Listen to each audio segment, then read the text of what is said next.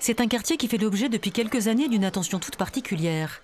Sur la rive gauche de Rouen, entre les rues Saint-Sever, Lafayette et le boulevard d'Orléans, les règlements de compte et petits trafics de stupéfiants et de cigarettes ont modifié la physionomie de cette partie de la ville, suscitant un sentiment d'insécurité.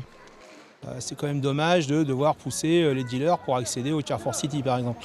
Et quand je suis marié, quand on est une femme, c'est pas forcément facile tous les jours de traverser le quartier, les sifflements et ce genre de choses. Après, les riverains ne viennent plus, les commerçants doivent certainement en souffrir.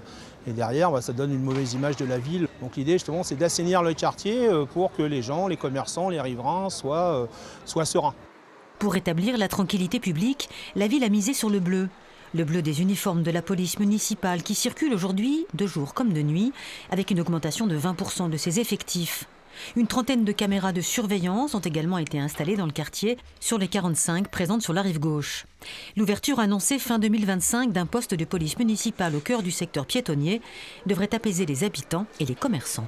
À travers des témoignages que l'on a, notamment des commerçants, ils sont contents et heureux d'avoir des policiers municipaux, des effectifs sur le terrain.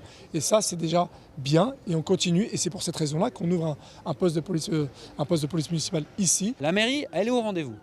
On met la police municipale, on met les caméras, on crée un poste de police, on fait tout ce qu'il faut. C'est notre première priorité, c'est notre premier budget.